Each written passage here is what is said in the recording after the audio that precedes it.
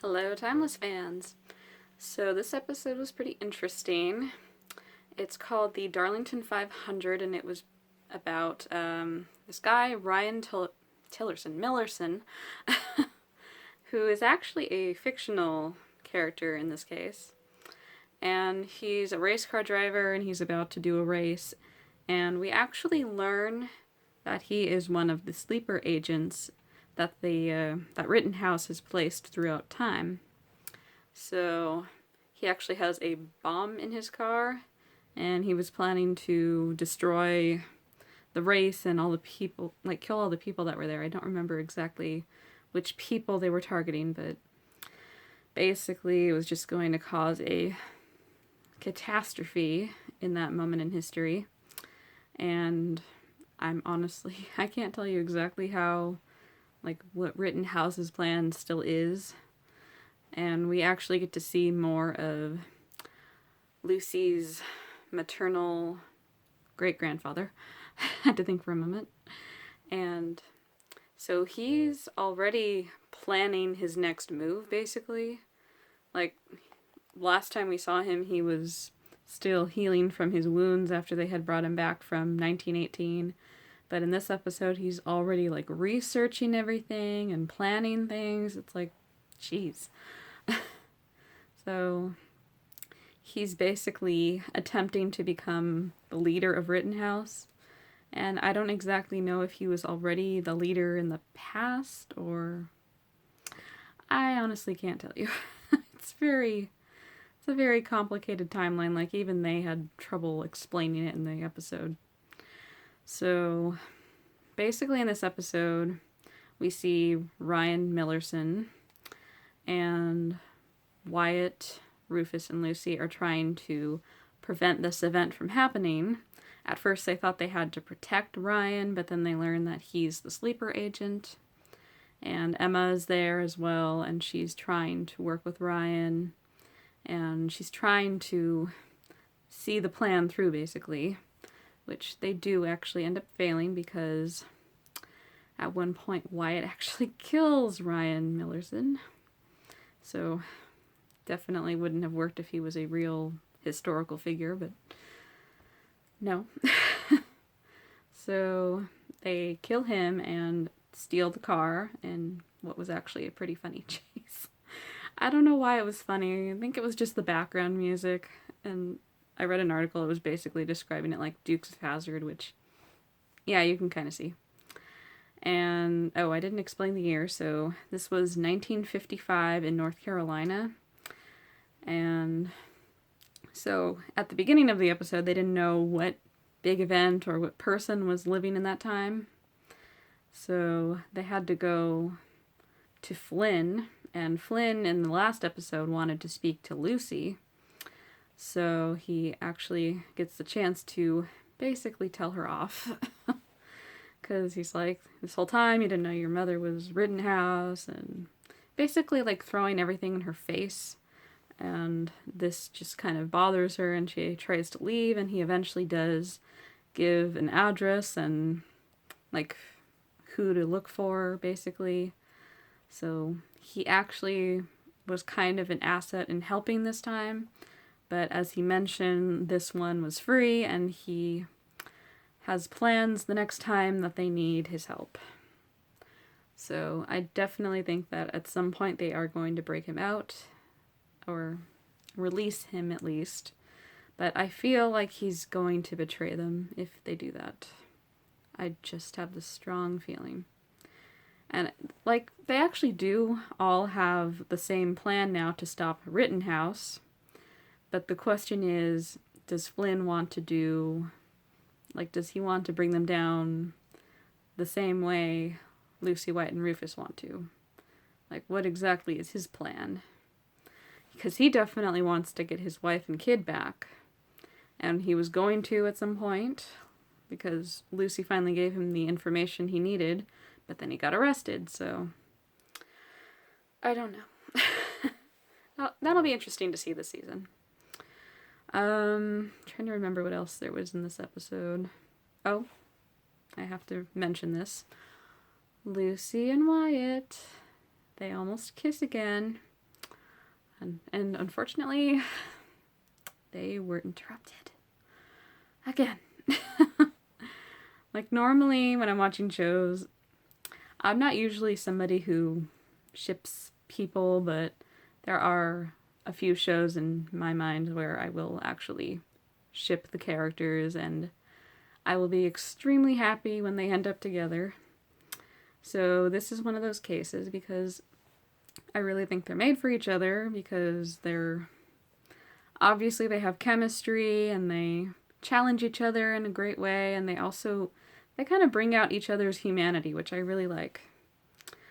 And I actually have this theory that if they do bring them together, that Wyatt's wife who was killed, I get the feeling at some point after they go back in time and come back, she's gonna show up.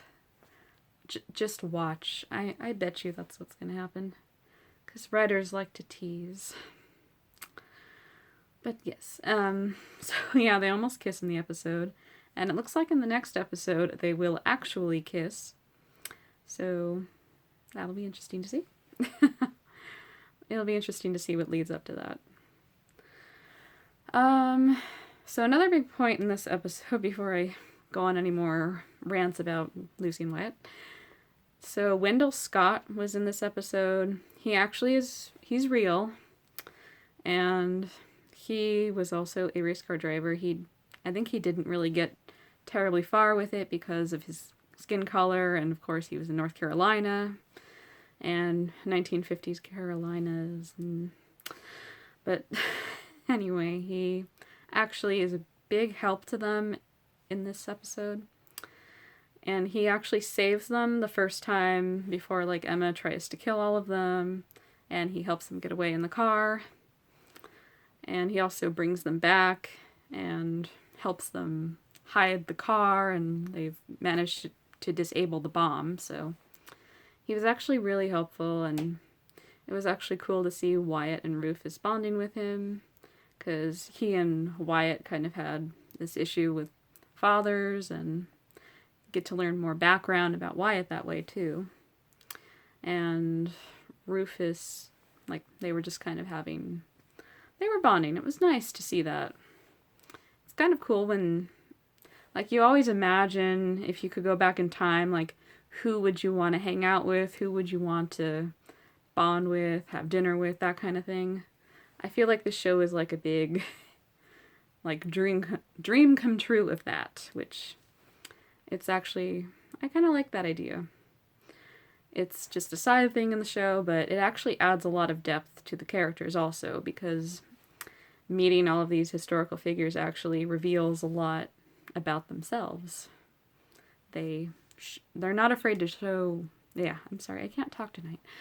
They're not afraid to show this side of them that they don't normally show to other people, but they show it to this person in history. So I like that part of the show. It's one of the reasons why I watch it. Trying to think what else happened in the episode.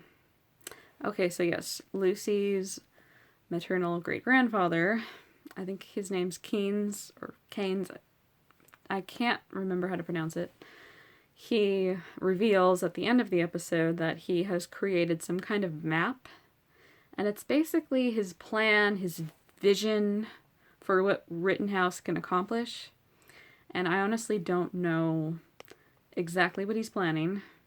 It doesn't sound good.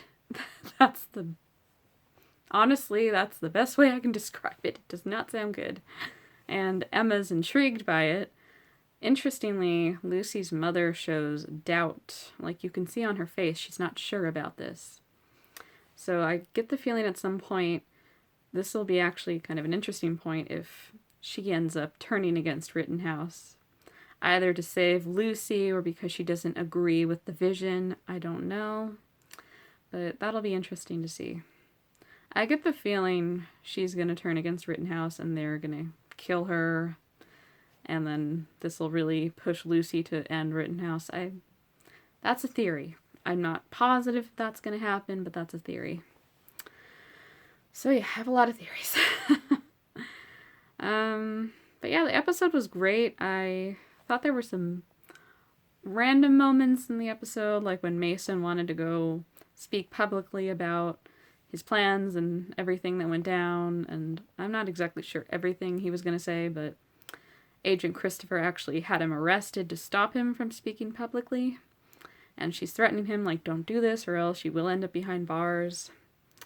So I don't know exactly what they're setting up with his character, because obviously he's lost everything. So the question is he going to stay on the good side or is he going to go to the bad side? I kind of wonder. But we'll see. And Gia's also still having visions. She actually saw a vision of Rufus burning his arm, and that actually did happen in 1955 North Carolina when he was trying to fix the engine of the car that Wendell Scott drove. So I guess she sees visions in the past as well? I don't know. Or is it technically the future since she sees the burn on his arm in the future? I don't know. The problem with time traveling shows is that it gets really complicated to explain the timelines.